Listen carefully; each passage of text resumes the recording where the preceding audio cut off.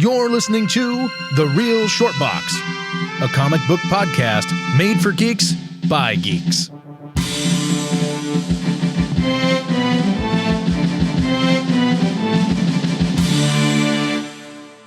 Hello, everybody out there in podcast land. Thank you for tuning in and listening to The Real Short Box. My name is Donald. My name is Kevin.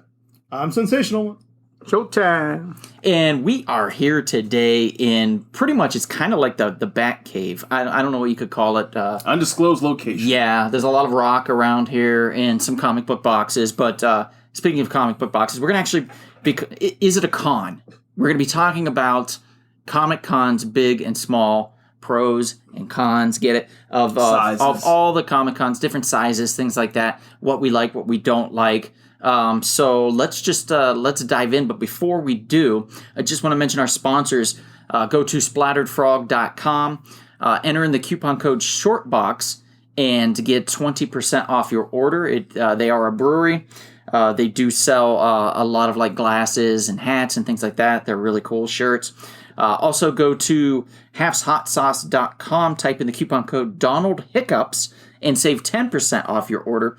They have a bunch of wonderful hot sauces, including Killer Kiwi, Killer Pickle, Trippy Pickle, the Old Razzle Dazzle, which is a raspberry hot sauce, and Main Squeeze, which is a watermelon rhubarb hot sauce. So you check those out, and then many, many more flavors, as well as candles and other accessories, shirts, things like that.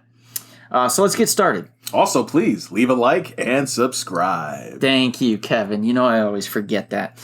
So yes, let's go ahead and dive right in. As far as conventions are concerned, I'm going to go with each of you. Kevin, which convention, Comic Con wise, is your favorite one out of the year? I have a 1A and 1B. Okay. It's San Diego and Long Beach. Okay. A is San Diego and B is Long Beach? Yes. That makes sense because Long Beach their convention center actually looks very similar to San Diego's convention center. Medium size. Yeah. Yeah, I like that. What made you choose San Diego over Long Beach, though? Well, like I said, it's kind of a tie. That's why I said 1A, 1B. Reason being, San Diego, of course, is the classic San Diego Comic-Con. There's so much going on. The entire town is festive. Of course, I'll admit, in recent years, it has come down a little bit for me because it's not about the comics like it used to be. It's more of a pop culture con. But there's something special when you enter that sacred San Diego Convention Center. Mm-hmm. It's a beautiful thing when you go and walk around the Gaslamp District and just see the beauty, the festives. Oh, yes, brothers.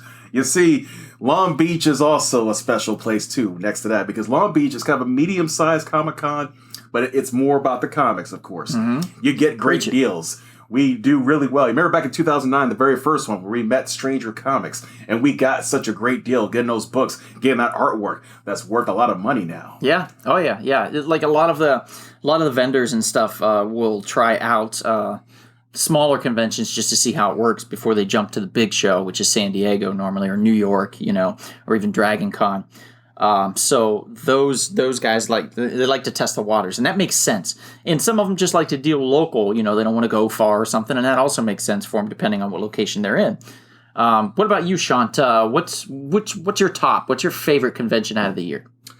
Before the pandemic, I liked the Yorba Linda show. Mm-hmm. I thought the Yorba Linda show was very fun. Now, you're gonna see a lot of expensive books over there, right? And I like looking. I'm the window shopper gawker guy. Yeah. So I like seeing all those books you don't see at even at San Diego sometimes.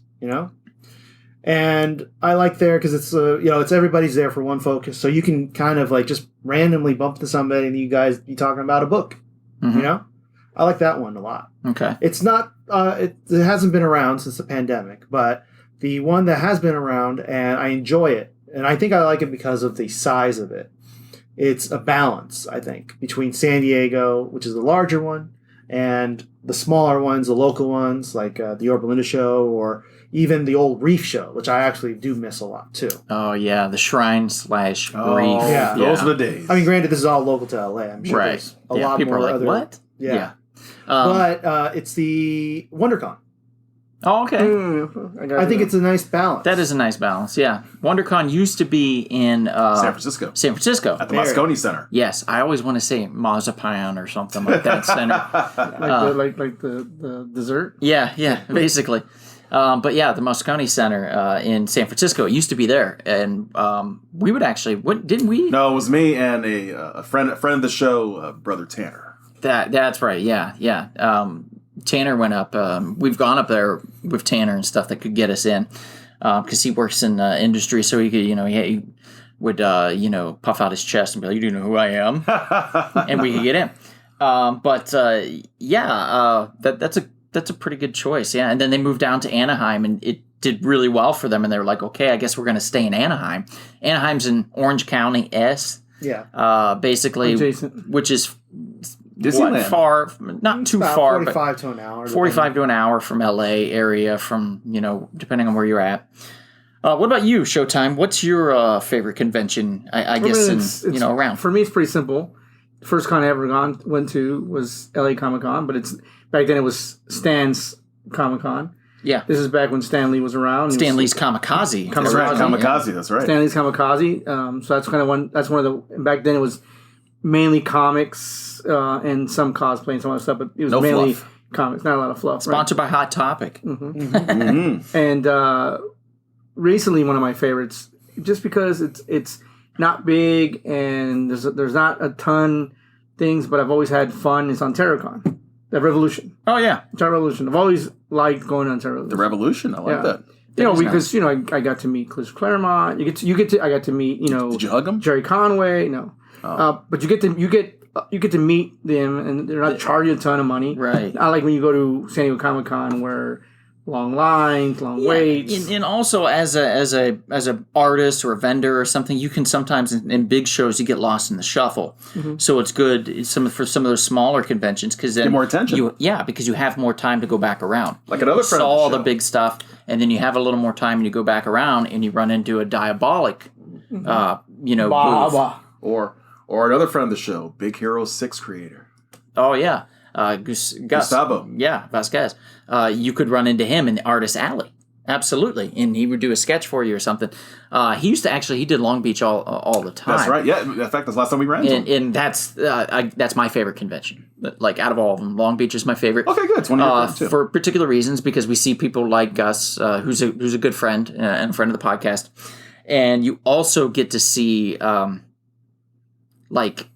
other things that you wouldn't normally see, like Conway. Did you see Conway at the last time we went to Long Beach? Yeah, Jerry Conway was down there, right? And you could have like a full conversation with somebody and not feel like there's a huge line behind you and you're being rushed. That's nice. But probably the biggest reason is because they did a film festival. My first short film I ever produced got accepted into their film festival. We did a panel. We've done a panel multiple times for our Blue Beetle Ted Cord Returns web series. We go down there. They're always so welcoming and nice. And you took it's a pleasure. The advertisement for it. No, that did not happen. You dreamed that. Oh. Yeah, you definitely dreamed that. I must have been dreaming it. That did not happen. It is definitely not up on anybody's wall or anything like that. No. So the hard part is there's not many people. First of all, they can get into San Diego Comic Con. It's true. It's a hard ticket. It's the golden ticket. Very hard ticket.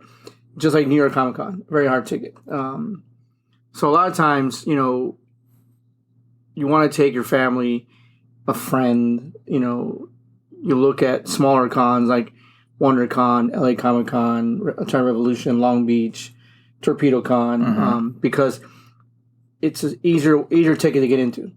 The problem is that what you explain to them, what you telling them, you're hyping it up. This is what I see. This is the beauty of a Comic-Con.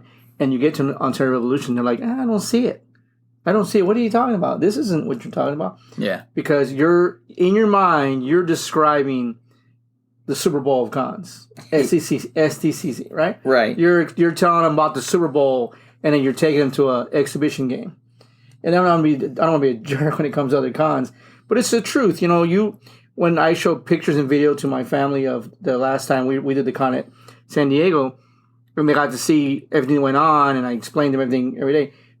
If I took them to Ontario Revolution, they would be like, I don't think we're watching the same TV show. It's just an appetizer. Yeah. So it's different, and I think it's going to be. It would be hard for those shows to ever be any bigger than they are, because I'm pretty sure that San Diego doesn't always make a ton of money, because it takes a lot of money to put that production on. Oh yeah. Well, I mean, it's a non-profit, right? That's right. Yeah. So they just pay everybody out. CCI. Yeah. So that makes sense for them, and all the other smaller ones are definitely for profit. Right. That's how they survive and that's how they thrive. Like Wizard World. Yeah. I mean, there was back when I lived in Ohio, we would go to conventions all the time, and they were like in old abandoned flea markets or in lobbies of hotels. Those are great. Yeah, hey, fairgrounds those are great. things. You're probably getting good deals. Oh yeah, I mean, you definitely did. I met a gentleman there who I got a massive part of my Conan collection off of, because he collected it, and he said, "I owned it. I don't need to own it anymore. I'm going to start letting it go." So I'd buy like the cheaper issues that he had and start filling my collection. It worked out really well. But you meet people like that don't really care, but they, as far as letting go of stuff, they just enjoy being there and want to have fun and stuff. So that's usually a lot of the times at smaller conventions you see. But then you'll also run into the people on the other end that are like, this is how I pay my mortgage, sure. And if I don't sell as many books, my life's over, Right. I think the hardest part about a big con is, because we did San Diego, we were there 5 days, and I can tell you, being there for 5 days, as tired as I was, I felt like I missed a lot. I felt like I did. Oh yeah. The last day, Sunday, I got to meet Stan Sakai, John Romito Jr. Who else did I meet? I met a bunch of, and they're on Artist Alley, which was really nice. They really did a good job on Artist Alley this year. Yeah. And I got to talk for a brief 10 minutes with Stan Sakai. He's a nice guy, and then I started to look around, and all the people in Artist Alley, they were kind of packing up, getting ready to go, because it's Sunday, and said to myself, I should have made my way over here, like for half a day. There were so many things, so many people I wanted to meet, so many autographs I wanted to get, so many things I wanted to do, and I just didn't do it. And that's the downside to the big conventions, because you basically got to pick your poison. There's only like 3 or 4 things you can do per day, because there is so much going on. And then, of course, if there's long lines for a particular panel or particular signing, it's rough. You literally got to plan out, okay, these are the 3 or 4 things I can do today. But here's the plus sign to Big Con, right? Not a plus sign, but here's, how can I say, tip to the Big Con. Go with a group of people with different interests, right? The dollar bin diver, the panel man, the autograph guy, the collector, the toy guy, and sit down after after one day of the show and sit and talk and ask them, what did you see? Hey, I went to this panel, and what did you think? Even though you're not really interested in that panel, you get to experience it through the eyes of your buddy, or why not, or your other buddy's diving through dollar bins and is going to pick up books that he knows you want and say, hey, I found these, and you're going to get an autograph from someone that he wanted because he wasn't there. So I think one of the plus signs would be to go with a group of people, and go with a group of people that are all interested in different things, but are all going to kind of share in the effort. Right. Right. Yeah. Absolutely. I like that. Yeah. And that's kind of what we did. If you guys get a chance, about a month and a half ago, we put out a podcast while we were at Comic-Con, at San Diego Comic-Con. And we just kind of sat down and we were reminiscing and talking a little bit about how it was going, what we were looking forward to, things like that. So you can check that out on any of the podcast platforms, Spotify, iHeartRadio, Apple Podcasts, Spreaker, Podbean, and et cetera, et cetera. And you can also listen to it on YouTube if you'd like. We do have it available there as well. So definitely check that out. I think it's a really good one, and it does give you a perspective kind of what we're discussing here, a little more in-depth, so you can kind of understand a little more when we're talking about these kinds of things. A little more alcohol involved in that conversation. Right, yeah. There was a little more alcohol involved, yeah. Considering we're all sitting around water and Cokes right now. But, like, Sean, what do you think? Coke. Like, Sean, we're not snorting. Well, I like to speak up a little bit about smaller cons. So I think we all have experience with smaller cons, and one of the really nice things about smaller cons is you can get a diverse group of sellers there. Coop. Exactly. You can get guys from out of state. You can get guys. One of my favorite things about going to a smaller con is finding that guy that's selling his personal collection. Mm-hmm. He's not a dealer. He's just a guy who accumulates comics. But he wants to sell them. He doesn't want to sell them to some dealer for. He wants a collector to buy it. Yeah. He wants someone else like you said, he wants someone else to embrace it. Yeah. You know, like I've been to small local cons out over in the Santa Clarita area, out here in the valley. Which is the one? What was at the hotel? Remember? No, this is before that. Remember the one we went to the hotel recently? Was it Santa Clarita? Yeah. Or Valencia? Was it Valencia? Valencia. And then you went to the convention. But we went to Berkeley. Now, that was a great day. Now, Kevin didn't get to go. This is me and Donald. Mm-hmm. But it was kind of fun because it was a road trip / con. And it wasn't a big con, but almost no one there was a dealer we had really dealt with in the past. Right. There's like 2 dealers I've seen at the larger shows, but they're large guys and they're from the area. So to expect it. Mm-hmm. You had a lot of local comic shops there, local dealers, little guys. Yeah. Over here in the Orange County area, they have Near Mint Sunday. I went to that. All like 80 collectors. 80 to 90% individual sellers. You know, people who are just they're not like big corporation stores. They're not the carnies that as somebody once referred to them that go to all the big cons and set up. Right. The cool thing about a little collection was a little con was that day we went to Berkeley. Sean had been looking for a book for a very long time for a friend of ours. We had seen it at a couple of the bigger cons at a higher price and a lower grade. And Sean came across this guy with a little white table. He had a short box on the table and some other boxes behind him. And he had 4 books on the table. He had a Turtles 4, a Turtles 3, Turtles 2, a Raphael number 1, and Detective Comics 359. First background. Yeah. On the table. And Sean saw it, immediately came and grabbed me and looked at it. He knew what he was looking for. The book was beautiful. And this guy was going through the guide to price the book. Mm-hmm. You talk about the Sacred Overstreet book. And he wasn't, it was priced very low. He wasn't attached to the book. And he wasn't a big dealer. He was just trying to sell what he brought so you don't take it home with him. They had a store, actually. It was they had a store, the closest store to the convention, actually. Yeah. And Sean bought the book. And, for a friend of ours. And we were all hoping that our friend didn't want the book because we all kind of wanted it. Yeah. But there's a bonus. It was nice. It was nice. It was the bonus to going to a con that small was that you could make 5 to 10 round trips in the con and not miss anything because you could literally go over and over again and see the same books on the same people and then make a decision on what you wanted to buy. You could spend time going through bins because you wouldn't. The next guy's right next door. Versus a big con like SCCC. Yeah. I walked through an aisle and realized, fuck, I didn't even walk by this guy. I didn't even see his books because there's so much. Plus, you got to think about this. If you buy too much at SDCC, it really sucks to lug it all around or to go to Coat Check and check your books or whatever. And hope it's still there. Yeah, exactly. So with the smaller cons, usually you can I'm just going to walk out to the parking lot. And you go out, and you put your books in your car, and you come back in, and then you can go grab more. And not a big deal. Not a big deal, but bigger cons, the availability to get food in a big con. Very hard.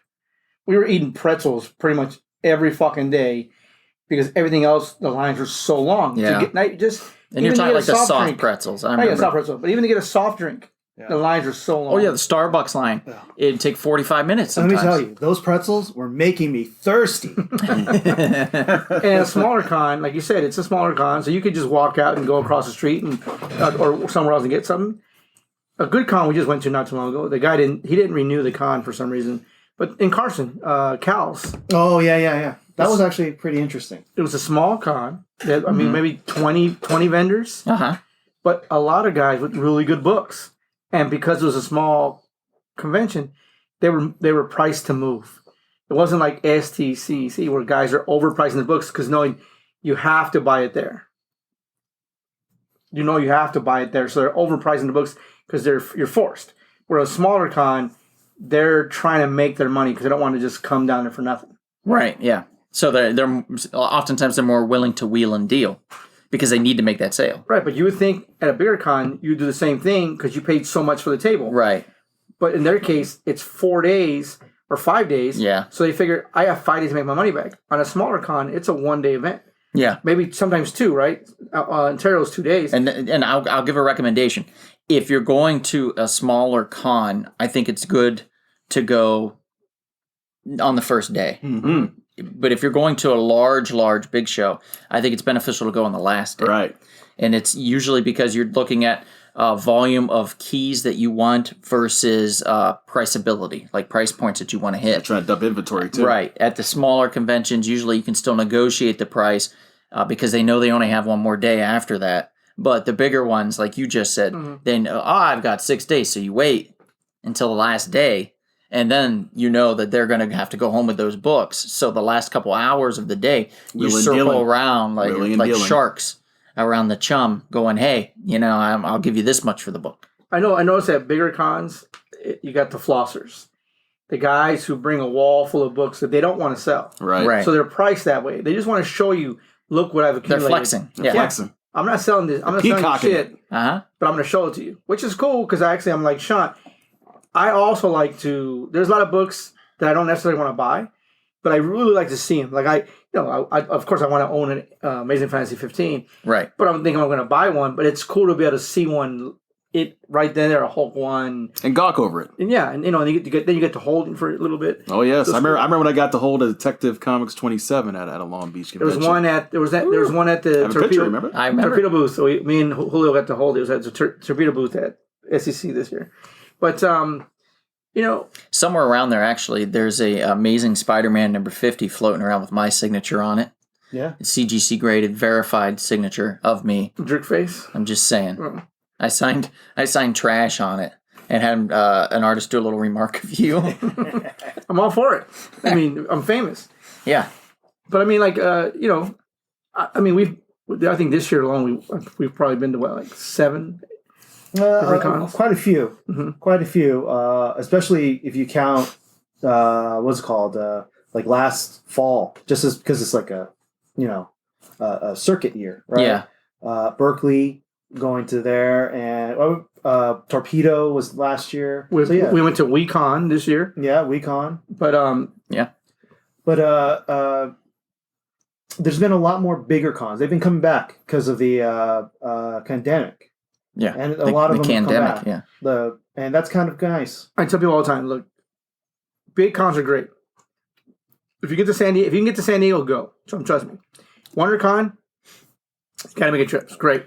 LA Comic Con too. But what I'm telling you is, if I'm pretty sure anyone listening to this, maybe in a different city than we are, maybe a different state than we are. Attend your local con. Go to your local con, because you going to the local con gets your vendors making money, which gives them the idea to bump themselves to the bigger con. Yeah. Right? And so you want to help your local It cons. might be helping them live out a dream of theirs, going to the big show, Right. Or if not even that, at least if you're going to your local con, they'll continue on. You don't want to one day find out that con that you went to, that you kept saying, I'm going to go next year, gets canceled, like the Reef show, right? Gets canceled. And you're torn, and then you're saying to yourself, did I do enough? Did I go enough? Did I promote it enough? I know it was a great con. I thought it was great vendors there. Did I do enough to go? And Chad will tell you, he went to Long Beach this year. There was a vendor that he was going to see that he thought might not be this year because they heard he retired, and he probably retired because the pandemic probably put him into retirement. And so every time the con you don't go to is one last chance you get to hit that honey hole per se. Yeah. Button to that story is he came back because he was going to retire. Mm-hmm. I had talked to him, and he said, "Yeah, I was going to retire, but then stuff kept coming. You can't take a comic guy out of the game because it's always happening." That's funny. Yeah. And the one thing I think for all parents, fathers, mothers, grandparents, brothers, cousins, uncles, whatever, right. Take your nephews, your nieces, your children to cons. Let them see. Yes, there are not great aspects of all cons. There are some dealers are shady or not so great. but show them if you take them to SCCC or you take them to WonderCon, Long Beach, the cosplayers, the other stuff that goes on in the panels. Let them see a panel, but also take them to a con. Let them experience picking a book out. Don't force them into a certain book. Let them explore it. Yeah, and let them experience it. We did a podcast with it was Madeline, right? And Jared's daughter Madeline. Where we went to it was LA Comic Con, and we took her. It's her first Comic Con, and she was looking for a Nova #1. Oh, nice. And he was walking around, and we kind of did a little mini documentary about her on her quest. And then just us at con, talking about prices and the vendors that we like to deal with and things like that. So that is available on YouTube. If you get a chance to check that out, it's just the Madeline one. I can't remember what it is, the name of it. Her adventures or something like that. Yeah. Terrible. Link it in the comments. Right, yeah, but it's all about LA Comic Con and taking her for the first time. So it was a really good experience. Yeah, she had a really good time. She was dressed as Maleficent, if I recall. Yes, pretty cool. Yeah, we have a group of the Bartons, Mike and his wife, and then their son. They always cosplay. They go to every con they go to. They cosplay, and I'm not talking about go to the 99-cent store and buy something. She's a costume designer, so she designs this extravagant costumes to go to cons with, and their son loves it. It's a great time for them, but they also buy books too. Right. But that's how you support your local con. Now, of course, our local con is LA Comic Con. I guess we could say San Diego's kind of not really our local con. Long Beach is kind of our local con, but right. We Could Be Heroes, the comic book shop that we all have a big part of, is putting on their own con. WeCon was in April this year. Yes. And they're going to put another one on in October. And it's a small con in a sense, the con part of it. The Street Fair is huge. And Julio's trying to grow it bigger. And we are helping him by being present and then trying to give him the good and bad aspects of it. Right? But how can you know what the good or bad is if you don't go out to your other cons? Like your other, right. You don't experience it and go, don't do this. Right. Or definitely do this because this will work. Like Torpedo, we were all at Torpedo Con. I thought John DeMai did a great job with Torpedo that was Con. great. That was well done. Yeah, that was my first con. He was on it too. Like somebody was they were starting to wheel out their shit, and he walks over and he's like, "What's going on?" And they're like, "Oh, we were just taking some extra stock." And he's like, "No, nobody leaves not till the end of the show." Mm-hmm. Until the end of the show, I can look at everything and buy it all. Yeah, right. Yeah, it's funny. I remember he's walking around with a checkbook, that big checkbook. Yeah, but I'm sorry walked about around, your car. I didn't mean to sell it. He walked around and I saw him meet with every vendor. Shake the hand. How's it going? Asked them how they were doing. Yeah, see, that was good. See, that's that personal service. Hey, how did the show go for you? How did you do?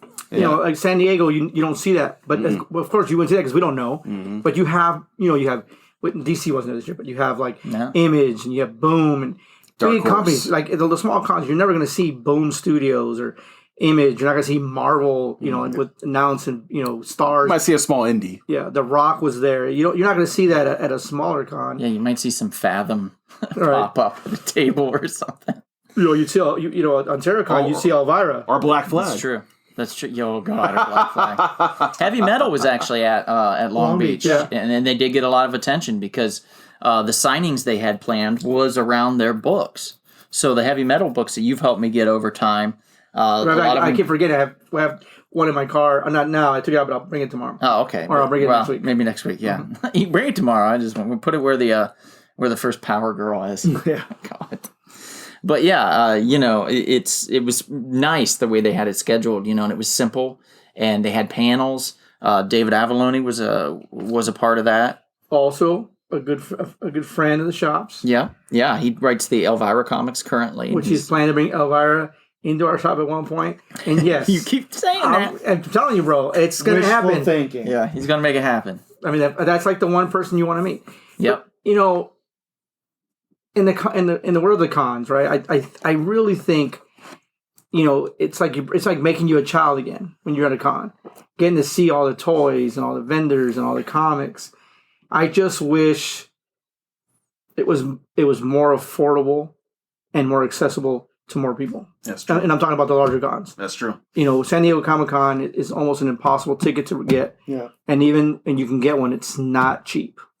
and I get it. It's the Super Bowl, but you got to find a way to make it. It's the Coachella of comics. Yeah, there you go. But they got to find a way of comics. Yes. to provide more people opportunity to get into that con.